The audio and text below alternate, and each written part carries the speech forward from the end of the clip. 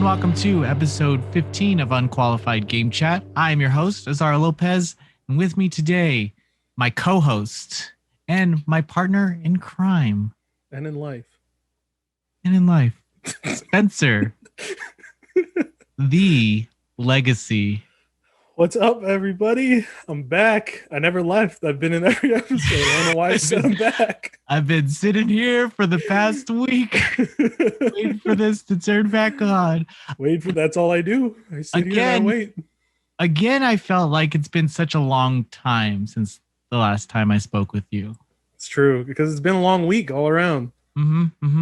It's true. I just decided to take a little mini vacay over the weekend. I don't typically say vacay, but I thought it worked for this. But this was a vacay. This friend was a vacay.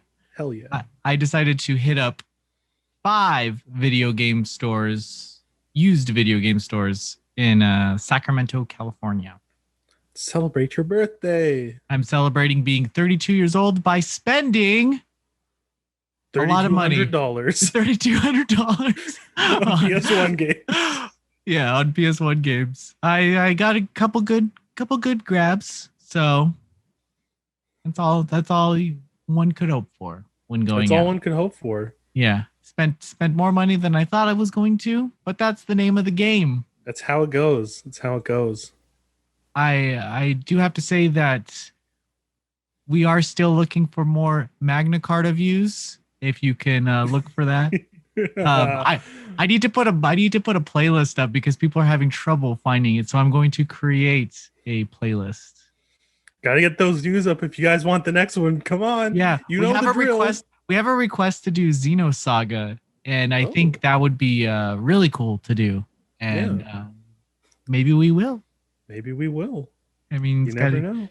Got to get those views up, though. It's on you now. We got a whole season ready for you. It's on you now. It's all, I had, just to drop a bomb, I did have Saga Frontier planned to do it, but then they did Saga Frontier Remastered. So it'll just look like we're just jumping on Saga Frontier Remastered hype. And it's no longer obscure. Yeah, it's not like, we just got a huge wave of interviews from this game. So gonna step away and focus on dig a little deeper into my brain. Find the weird stuff. I want to know. Lyoko. I want to know, Spencer. What are you playing this week? Well, I finished Resident Evil Village. Ah, spooky. Spooky. Very scary. Less scary than 7. Less oppressively scary than 7.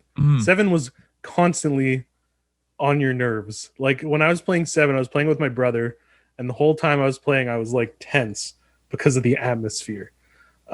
Village has a little bit of that, but it's mostly sections that are really scary. It's like it's like you're going through a timeline of the Resident Evil series. It's true. There's a lot of Resident Evil 4. There's some Resident Evil 1 and 2 kind of feeling. There's a little bit of Code Veronica, which I think we all know is the best. Yes.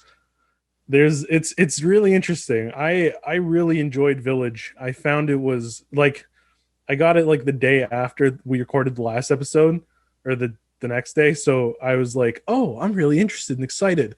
So now that I've played it, I was right to be. I think it's a really unique game, and that the way, like, they took everything from 7 and they just made it more cohesive and easier to do. And then I am surprised at how much they advertised the tall vampire lady. Yeah, right. Only in the first quarter of the game. Right? Yeah, I thought she was going to be the main one. I feel like that was like the biggest fuck you to fans. But I guess we should have said spoilers before that. But yeah. But I mean, that's something you should know going in. If you're like, I don't know if I should buy it, but I love Tall Vampire Lady. Yeah. You should know that she's not the main antagonist of the whole game. Yes. There's several antagonists, but one big twist, I guess. There's a few twists, and I think those are the biggest pickings. That's what you get out of this game. because the boss battles, like most, like the ending of Resident Evil 7, I felt like those big boss battles were more on rails. I was never afraid of Yeah, those giant monsters. I was just following the rules. Shoot this eye, shoot this mouth, oh. very Virtual Cop esque, where you're just like Yeah. point shoot, point shoot. Yeah, like the ending of Dead Space Mm-hmm. Yeah, had that same appeal where you were just hitting these triggers, and I think a few encounters. I love what they did with some of the boss battles though, where they, yeah, yeah, oh, it's a game. I think everyone should play Village.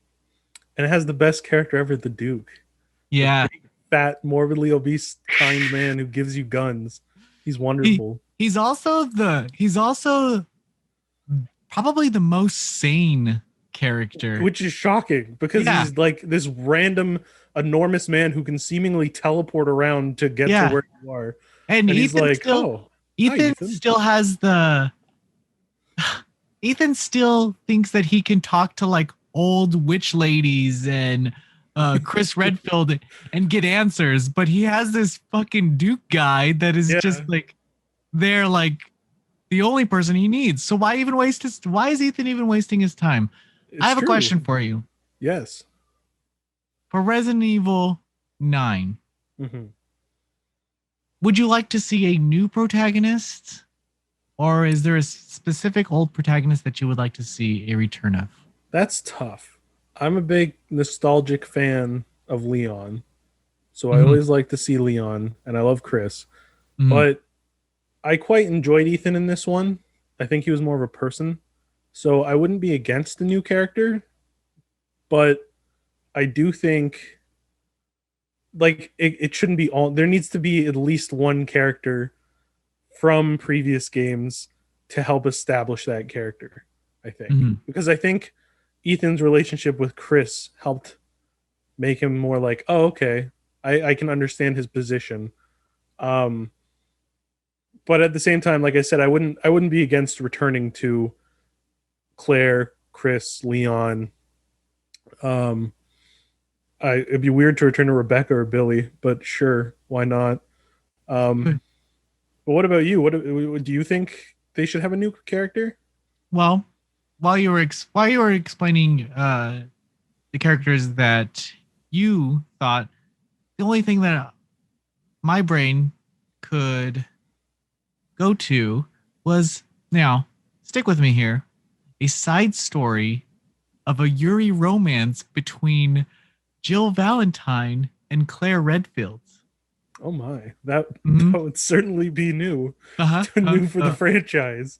But Yes, then yes, how's yes. Chris gonna bother Leon to have a kid with Claire if Jill and Claire are together? It's not gonna make sense. But Code Veronica XXX. Oh, what about XX? There has to be. They have to do it sequentially. Oh, So you're right, they you're have right, to. They you're have right. to release a demo. That's Code Veronica XX, and it's how they meet. An interactive demo. Yeah, it's got to be like the Maiden demo. That's how they have to do it. Um, now that you mention her, I would like to see a return of Rebecca. They'll Sure. they'll never do it. No. What happened Uh, to Billy? I don't Billy, know. yeah, Hell, what happened to Jill? We haven't seen her chronologically since five. Bring back Jill. yeah, and arguably, Jill is one of the more pronoun characters. She does deserve the spotlight a little more. I mean, even Claire got a few games. Yeah, make a game with Jill and Barry. Give us some more Barry. Give us Is some more classic. Would you take a look at is this? Barry still alive? That's a good question. I think I think Barry's. so. I want to say Barry's dead. Wasn't Um, Revelations 2 about like Barry's daughter, one of the characters? So maybe I dude, think I he's don't know. got to be alive. Barry can't die. Um, I would say either Claire. I would say either Claire or Rebecca. Yeah. I'd be Yep. very open to Jill though, because Yeah. If they did Where Jill, is she? if they did Jill, I would be great. I would be fine with that. And also, it's weird because I like the first person, but Mhm. um, if you have Jill, you definitely don't want her in the first person. It's true. And I think the way that Village ends, I'm not going to spoil anything, but the way it ends, I think leans more into established characters than a new one. Like I think that it has plot threads that established characters could take better advantage of. So I think that they'll go with Jill or Chris or well, I'd say they make the most sense, but I don't know. I think we'll be getting DLC for Chris, or for Yeah. maybe. I mean, throw some Leon DLC in there. Like, what the fuck is he doing right now? Yeah, and there was that DLC that they have right now that has a bunch of like lore, has cut art of Ada Wong. She was supposed to be in the game. Oh, So give us Ada DLC. I'm all for it. I'm all for it. But yeah, that's what I've been playing Village. It's been on my mind. Been having a good time with it. What have you been playing, Azario? Well, I'm gonna flip the script because as the listeners know, you're typically the Assassin's Creed guy. It's true. The first couple episodes, I was on a roll. But now I've been playing the Wrath of Druids DLC for Assassin's Creed Valhalla. And you know, I mean this is going to go into our bigger talk cuz we're going to lead in with Ubisoft. But as a game, I think Assassin's Creed Valhalla is pretty fun. Probably the best Assassin's Creed that we've gotten in a while. Hmm. Um, for me at least, I just experienced open world burnout. I started feeling it probably around Fallout 3, where I just didn't give a fuck about pin maps and pins and It's even overwhelming. yeah, even in the new God of War, right when I got to the open worldy part where you can go on a boat and stuff, put the Yeah. controller down and never return to the game. Really? I didn't give a fuck.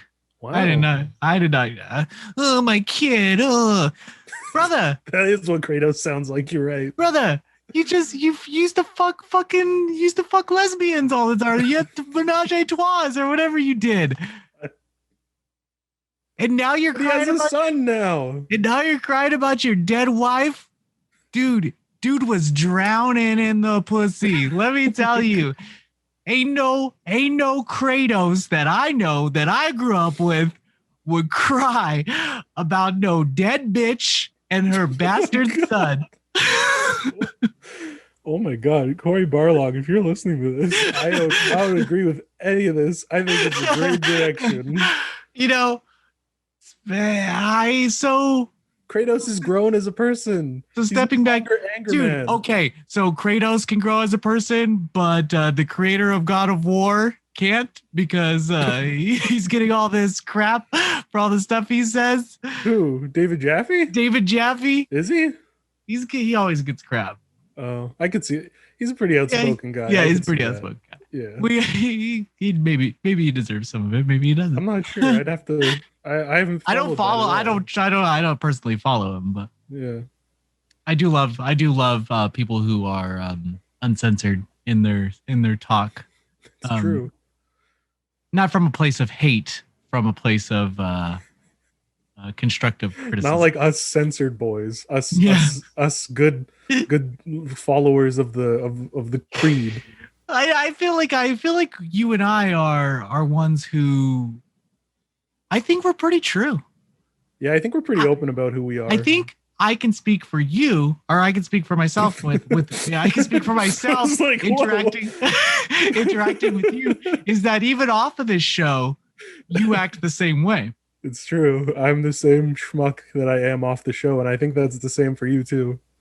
Yeah, I maybe I say the F word a little more. But no one wants to hear a bunch of the F bombs on this show. Yeah, we're a good Christian show. Yeah, it's a Unqualified Game it's a Chat. godly Holy show. Yeah. Anyway, so I had some burnout. I had some open world burnout. Back to the original talk before we got sidetracked. The when I picked up Assassin's Creed Valhalla, I expected the first hour and then I'd be tired and wanted to take a nap. But I kept wanting to play. I just really liked I really liked the stuff you could do and the way that you had control over the story. I do enjoy a sense of immersion in a game like that.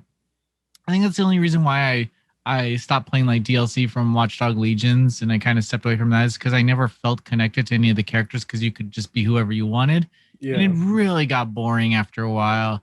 After you beat the game and after you try and get to the side stuff, it's like I don't care about any of these characters, and that was the biggest downfall. With Valhalla, it's like, oh, I this character doesn't look like me and is not and I'm not as aggressive, but I really enjoy this. So with Yeah. Wrath of Druids, the only issue is that they did so well with Valhalla that you go to Ireland and it's this huge region with nothing really in it. So where I was used to in Valhalla, going around England is like, oh, there's a cave over here. Oh, there's a secret treasure over here. Let me do this. Let me do that. There's none of that really. There's treasure and stuff, but it's not as condensed as it was in England, and maybe that has to say about the time that Ireland was around. But it just makes the game feel a little empty and Yeah. a little reused. They do get more out of their towns and stuff because with the first game, you just run through the town. You don't give a shit about what's going on. Here, they make it more of a mystery where they give you a mission and they just tell you the general area where it is, and then Mhm. so you're tasked with kind of looking around and following the clues. Um, I don't know. It sells the idea that you're doing a little more than just following a marker. So Yeah. that's cool. Um, there's this really cute redheaded girl that I romanced, and that was Oh, cool. that's nice. Yeah. Um, gotta get that Yuri love, you You know. gotta. And I had fun with it. I had fun with it, Nice. and that's my review's up. I mean, you can see my thoughts on it. There's just that battle. The control scheme. Did you play the game? No, I was still working my way up to Oh, it okay. from the past ones. The control scheme is just so wonky. It's like I have to train my brain how to attack and block because it uses the triggers and the it just That's very weird. yeah. It's there's some weird control schemes, but I mean it's a pretty game and it's there's that Ubisoft jank that we all know. You Yeah. know, it's there. Some That of the open world AI jank. I've noticed that if you increase the AI all to the hardest difficulty, they're a lot smarter, and they act a lot more. They act a lot. Yeah, they're not as stupid. They're not running in the walls and Yeah, rolling I feel like around. when you put it on an easier difficulty, it really dumbs them down to the point Yeah. where you're standing in front of them and they can't see you, type of thing. But I mean, you did that to yourself by setting the difficulty that way, so Yeah. you can't really gauge that. I like the assassins missions. I don't know. I would say that I would like to see what comes of this series after this because this one was pretty good. Yeah, it's an interesting direction they've taken. So I'm interested to see how they expand on it. Hmm. Hmm. I guess that takes us into our conversation now that we're talking about Ubisoft is that they recently made a statement that instead of focusing on 3 to 4 AAA titles a year, they're going to release free to play games, premium free to play games, and they might have dialed back a little bit or backpedaled. But how I can present this to you is that Ubisoft has been doing this for years. Hmm. Look at that Siege game. What's it called? Rainbow Six Rainbow Siege. Six Siege. You can get that game for free. I mean, you Yeah. probably for $1 or $5 or something, but the money is coming from microtransactions. Yeah. Yeah. Look at Call of Duty Warzone. It's free. And they're still hella supporting it Yeah. because It's it makes coming from money. microtransactions. Yeah, and coming Yeah. from microtransactions. Them saying this is Fortnite. not big news, but people are treating it like it's huge. Yeah. Um, It's strange, isn't it? How everyone's like, this is I will no longer be buying their games. I'm like, mhm. what? It's Where have you yeah, been? yeah. It's I mean, even in Valhalla, it's a single player adventure, but there are ways you could spend money to buy stuff to make things a little easier on you, or to buy some weapon pack that you wanted. Um, I don't know. It's I don't mind the model because I'm not one to be suckered in this way. But then, so let me propose the argument is that there are people with gambling addictions. Hmm. And do you think that will have an effect on their tendency to kind of get addicted to this spending spree in Ubisoft games that maybe they considered were easier to get into because they didn't have that shoved in their face, which I know it already has been, and it is in all their games. But just for argument's sake, do you think it affects? It's going to have effect on people with gambling addictions. I think it might, but it depends on how they go about it because I think what a lot of people are hearing from this is like Ubisoft will now be making Candy Crush instead of Assassin's Creed. Like I think that's what people think when they hear it's going like free to play premium. Mhm. But like you and I like like you said, they've been doing this for a while. So I think like people with addictions might not necessarily be it it's tough because if they lean more into it, yeah, maybe that will have an impact on those people and that sucks. That's tough. Um but I'm not sure because I think it's really going to depend on how they go about it because it seems like a very risky move to lean into that because how many like for every Warzone there's how many free to play games that are Yeah, just that don't go anywhere and are canned within like a year. yeah. I've seen so many, I mean, you from big know, people too, like Square Enix and stuff, and mobile games. yeah, so many mobile games. I think I think that's inherently the issue too. Is like we see free to play games as a mobile exclusive Hmm. thing. In the West, mobile games are tough because West the bigger market of Western players don't give a fuck about mobile games, but Ubisoft and EA and stuff, they don't launch their mobile games for you. They launch Yeah, them for the global market who give them hella dollars. yeah, They don't care about what Western media says about what mobile games uh oh this mobile game sucks, whatever. Because they're not trying to entice you yeah, with that. They're busy focused on overseas markets because that's where the cash cow yeah. really is. Um, and then there's people like Gung Ho, which really try and push Teppin on people. Um, but realistically, Gung Ho doesn't need to do anything because all their money comes from Puzzle and Dragons. Yeah. So Oh they my have Puzzle god. and Dragons, which just feeds their entire staff and their Yeah. development team.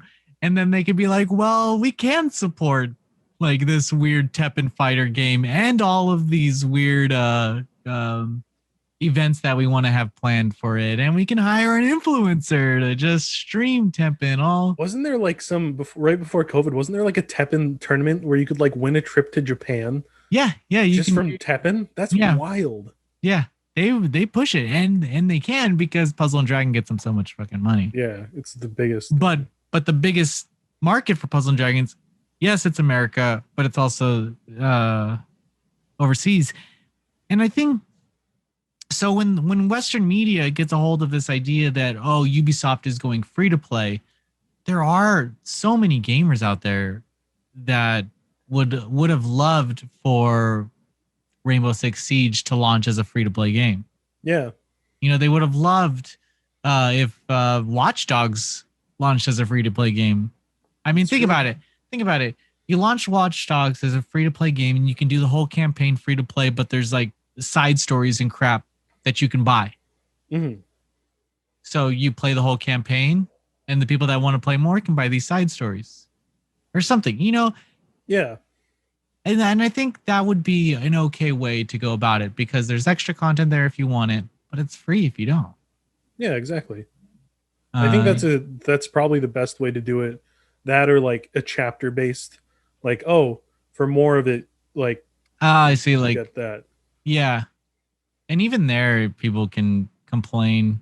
Mhm. I've only ever spent money on one mobile game. And Which that's game? Pokemon Go. Yeah. I've spent a little bit on Go and a little bit on Dual Links. That's it. Yeah. Okay. But my Go thing is that I was playing it so much over one summer. Is that well? I mean, they've given me 40 hours of something to do, Yeah. and I'm gonna give them $10. Yeah, it's like, And oh, that it's only fair. yeah, That kind of feeling. that was my idea of it. I didn't have to. Mhm. I know plenty of people who have not given them a cent. Um, but I've played all the mobile games I've played, Brave Exvius and Star Ocean before it got shut down. But all the mobile games that I played, I never gave them money. That's probably why they shut down. I might have contributed a little bit, but at the same time, I never had to pay any money in Dragon Quest for the stars. Yeah. For the stars. Is that game still around? No, I think it's getting canned. I think there was a news thing like last month that the Tact is still around, but Tact is still around. yeah, but the stars one is not. Surprisingly, they just launched a Dragon Quest 4 or 5 Yeah, I campaign saw that collab. on Noisy Pixel. Yeah, yeah, yeah. There Yeah, you go. Um, that's it's just. I mean, it's an interesting way to go, it and is. I mean, I don't give a crap about Ubisoft games, and I think the people that are complaining don't give a crap about Ubisoft games. I want to hear from the fans of Ubisoft Yeah, games. Like, does this affect you? You're the one playing these games for hundreds of hours. Ubisoft sells games. Like, it's yeah, undeniable. So if it's true. if you're a fan of Ubisoft, let us know in the comments. Like where you see this going and how you feel about it. Yeah, I'd be really interested to see what like hardcore fans feel about like whether they're never buying another Ubisoft game or if they see this as like a good direction to go in there, like a better one for consumers. I don't know. I'd love to hear exactly that. Yeah. I mean, would it be I think we're too used to media in the gaming industry, bigger media telling us how to feel about a game. Yeah, Um or how to feel about a platform. Like you had people calling the Vita an indie machine as a negative, and now you have people praising the Switch for being an indie machine. The same people that yeah, said that about like we're so, and then now everyone like puts down the Vita like as a joke, just because like this idea that it gets clicks kind of went around. I don't know. Maybe it's all like would it be like a hyperball like type of deal where not many people care, but yeah. we think It's more outrage sells than anything.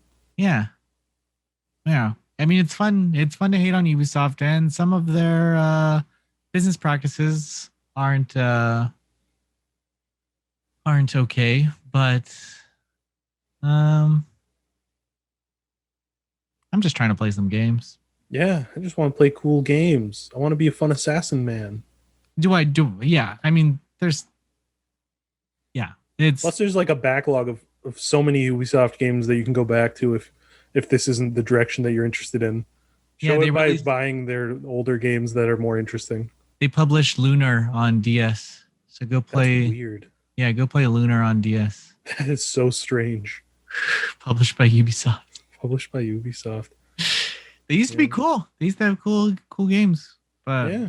yeah, once you start buying studios and stuff, you just want to do that. Yeah. Doing that. But that's our conversation, and we pass it on to you. If you have anything to say, please let us know in the comments, and we'll Yeah. I'm interested. Tell us what you think. tell us what you think. We're always reading those comments. We're always looking for validation. Give us some validation. Yeah.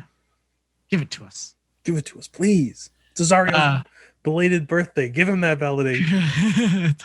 I just need my ego a little bit more full. A little bit higher.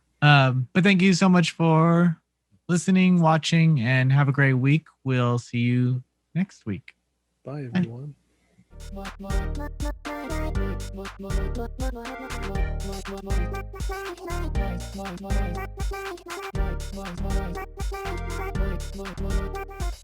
Noisy Pixel.